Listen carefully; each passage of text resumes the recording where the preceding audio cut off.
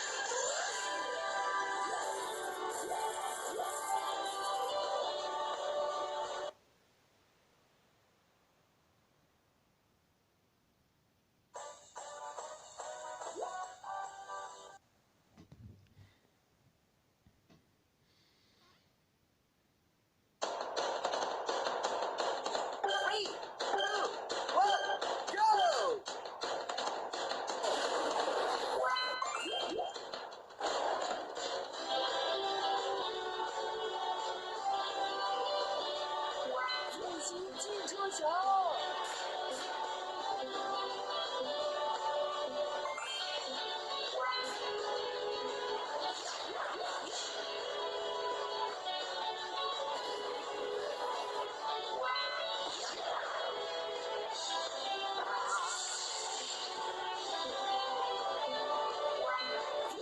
进车桥。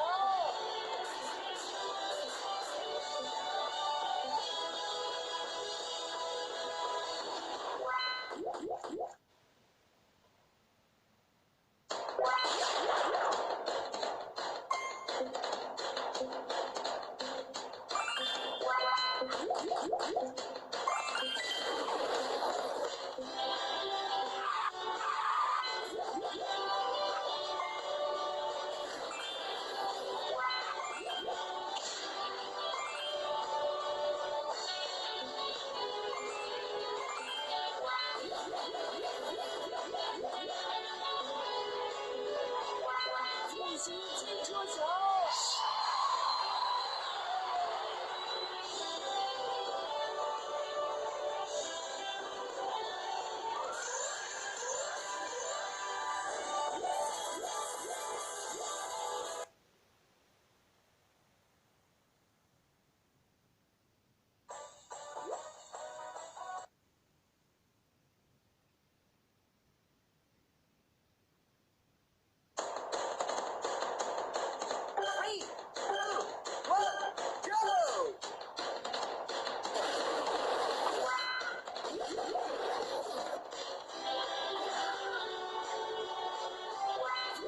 进车桥。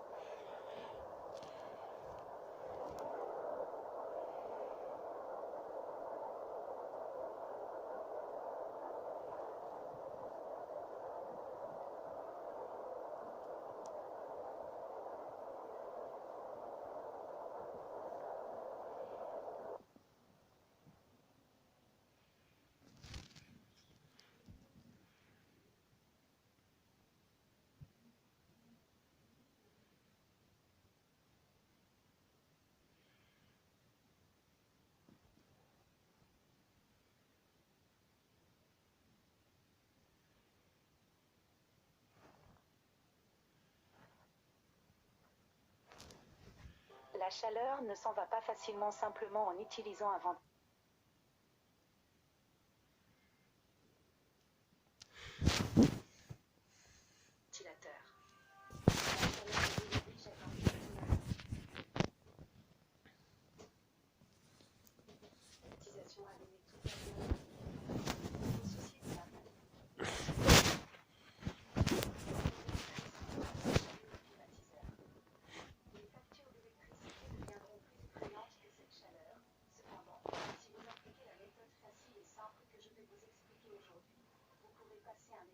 Sans vous soucier de votre facture d'électricité. Tout d'abord, n'allumez pas et n'éteignez pas le climatiseur, il consommera plus d'énergie. L'appareil est fonctionné à une capacité beaucoup plus grande pour démarrer le compresseur et le moteur du ventilateur, refroidissant rapidement la pièce à la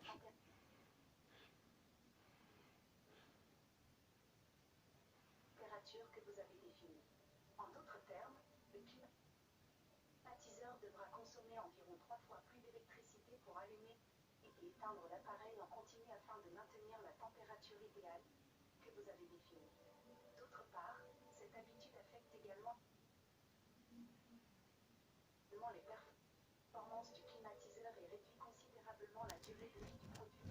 Allumer et éteindre le climatiseur en continu signifie également que lorsque vous avez chaud, vous l'allumez et lorsqu'il fait froid, éteignez-le, ce qui fait que la température autour de votre corps change continuellement. Elle affecte la santé, en particulier les personnes sensibles telles que les jeunes enfants, les femmes enceintes et les personnes âgées. Si vous maintenez la condition physique dans un environnement de température en constante évolution, cela deviendra également la cause de vertiges, de maux de tête, de fatigue ou de maladies généralement respiratoires et de choc thermique. Aujourd'hui, il n'est pas très difficile pour vous de choisir d'acheter un climatiseur avec des technologies d'économie d'énergie intégrées comme inverté, dual inverté ou digital inverté. Ces technologies contrôleront le fonctionnement du compresseur, aidant à la fois le climatiseur à fonctionner en douceur tout en maintenant la température idéale, à la température de consigne, tout en économisant de l'électricité. En outre, la plupart de ces climatiseurs intègrent également un mode d'économie d'énergie supplémentaire tel que l'éco ainsi que des fonctions pratiques pour utiliser l'électricité tout en offrant des effets d'économie d'énergie tels que la veille. La vitesse du ventilateur, il y a beaucoup de gens qui allument le climatiseur pour se rafraîchir en hiver, mais règlent la vitesse du vent à faible par crainte des factures d'électricité. Ce n'est pas la bonne façon de procéder car le facteur décisif pour la facture d'électricité du climatiseur est le mode de fonctionnement et la durée de fonctionnement de l'unité extérieure. Lorsque vous réglez la vitesse du vent faible, le temps de fonctionnement de l'unité extérieure est plus long, de sorte que la consommation d'énergie augmente. Par conséquent, vous devez régler la vitesse du vent du climatiseur puissant dès le début pour raccourcir le temps de refroidissement de la température ambiante, puis vous pouvez revenir au mode de ventilation automatique. De plus, l'efficacité du refroidissement est améliorée jusqu'à 30% en nettoyant la poussière dans l'unité extérieure et l'emplacement de l'unité extérieure. Il est recommandé de placer l'unité extérieure dans un endroit ombragé ou de couvrir l'unité extérieure pour empêcher la lumière du soleil de pénétrer dans l'unité extérieure. Selon une étude, si le filtre de votre climatiseur est très poussiéreux, votre facture d'électricité sera de 3 à 5% supérieure à la normale. Vous devez donc nettoyer environ tous les 3 à 4 mois si vous utilisez régulièrement le climatiseur presque toute la journée ou environ tous les 6 mois si vous n'utilisez le climatiseur que 6 à 8 heures par jour. Utilisez des rideaux pour économiser l'électricité sur les climatiseurs. Les rideaux ont également un grand effet sur la réduction de la température de la pièce. Les rideaux aident à empêcher la lumière directe du soleil d'entrer dans la pièce, augmentant la température, tout en séparant les fenêtres pour empêcher l'air intérieur de s'échapper. Par conséquent, le temps de refroidissement du climatiseur sera réduit de 15%. Pour augmenter l'effet, vous devez choisir des rideaux de couleur claire. Utilisation avec climatiseur combiné avec ventilateur. Lorsque le climatiseur et le ventilateur sont utilisés en combinaison, cela aidera à diffuser de l'air froid partout pour aider à abaisser rapidement la température. Les résultats d'un test lors de l'utilisation combinée du climatiseur et du ventilateur. Le temps de refroidissement a été raccourci d'environ 20%. Cependant, pour utiliser cette méthode efficacement, la distance entre le ventilateur et le climatiseur est de 2 mètres et le ventilateur doit être orienté vers le haut. En effet, l'air froid s'accumule en bas et l'air chaud en haut. Par conséquent, Si vous soufflez l'air du ventilateur vers le plafond, l'air chaud sera refroidi plus rapidement. À quelle température faites-vous fonctionner votre climatiseur? À quelle température faut-il régler son climatiseur? Une idée fausse courante est que régler le thermostat à 18 degrés refroidira une pièce plus rapidement. Cependant, ce n'est pas vrai, plus votre climatiseur doit travailler fort, plus il consommera d'électricité. Cela signifie que plus vous réglez la température basse lors du refroidissement et plus vous la réglez élevée lors du chauffage, plus vous ajoutez à votre facture d'électricité. La température d'un climatiseur standard doit être réglée entre 25 et 27 degrés pour le refroidissement en été et autour de 18 à 20 degrés pour le chauffage en hiver. Parce que chaque degré d'augmentation de la température du climatiseur peut économiser environ 3 à 5% d'électricité. De plus, si le climatiseur est réglé à des températures trop basses par rapport à la température de notre corps, cela peut causer des dommages cutanés accrus en raison du faible taux d'humidité à l'intérieur des pièces, provoquer des imperfections cutanées, de l'acné, des rides prématurées et des irritations cutanées. Éteignez-vous l'interrupteur d'alimentation principal du climatiseur lorsqu'il n'est pas utilisé? Étant donné que la plupart des climatiseurs utilisent un stabilisateur contrôlé par un MCB, il est conseillé d'éteindre d'abord le climatiseur à l'aide de la télécommande, puis d'éteindre également le stabilisateur avec le MCB de contrôle, de sorte que l'ensemble du système soit arrêté et il n'y a pas de consommation électrique. Étant donné que le stabilisateur est de 3 quarts, il consommerait de l'énergie s'il était laissé allumé avec le climatiseur éteint. Même le climatiseur à base d'onduleur dispose également d'une carte VFD qui consommerait de l'énergie si elle était laissée allumée après que le climatiseur a été éteint à l'aide de la télécommande. Avez-vous déjà entendu dire que le mode sec du climatiseur permet d'économiser de l'argent sur l'électricité? La fonction de mode sec d'un climatiseur est conçue pour réduire le taux d'humidité dans votre pièce. Il est préférable de l'utiliser lorsqu'il y a beaucoup d'humidité dans l'air et que la température ambiante n'est ni trop chaude ni trop froide. Le mode sec est plus rentable que le mode froid et peut être un bon moyen de réduire vos coûts énergétiques pendant les journées humides. Gardez à l'esprit que le mode sec n'est pas aussi efficace pour réguler la température de l'air intérieur les jours très chauds. Pour ces jours, le mode cool est le plus efficace. Si la vidéo d'aujourd'hui vous a été utile, veuillez aimer, vous abonner et partager cette vidéo avec vos proches. Je reviendrai bientôt avec d'autres vidéos utiles.